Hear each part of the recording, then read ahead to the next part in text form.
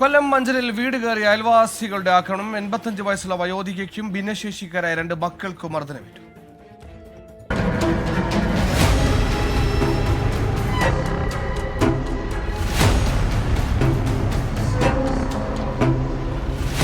അയൽവീട്ടിൽ വാടകയ്ക്ക് താമസിക്കുന്ന യുവാവും സുഹൃത്തുക്കളും അടങ്ങുന്ന സംഘം രാത്രിയിൽ ബഹളം വയ്ക്കുന്നത് ചോദ്യം ചെയ്തതാണ് ആക്രമണത്തിന് കാരണം.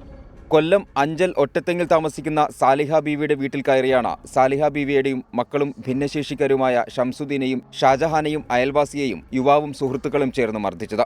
സാലിഹ ബീവിയുടെയും മക്കളുടെയും നിലവിളി കേട്ട് നാട്ടുകാർ ഓടിക്കൂടിയപ്പോഴേക്കും യുവാക്കൾ വാഹനത്തിൽ കയറി രക്ഷപ്പെട്ടു.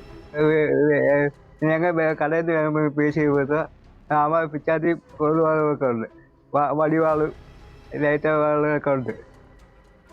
ഈ അയ്യത്തെട്ട് ആഴ്ച അന്നേരം 3-5 അമ്മമാരുണ്ട്. വെളിയിൽ നിന്നൊക്കെ ആൾക്കാർ പെൺപിള്ള ഒക്കെ വരും. മർദ്ദനമേറ്റ ഷാജഹാനെയും ഷംസുദ്ദീനെയും അഞ്ചലിലെ സർക്കാർ ആശുപത്രിയിൽ പ്രവേശിപ്പിച്ചു. സാലിഹ ബീവിയുടെ പരാതിയിൽ അഞ്ചൽ പോലീസ് അന്വേഷണം ആരംഭിച്ചു. അഞ്ചൽ പാലമുക്ക് സ്വദേശികളായ യുവാക്കളാണ് വീട്ടിൽ കയറി മർദ്ദിച്ചതെന്നുള്ള നിഗമനത്തിലാണ് പോലീസ്.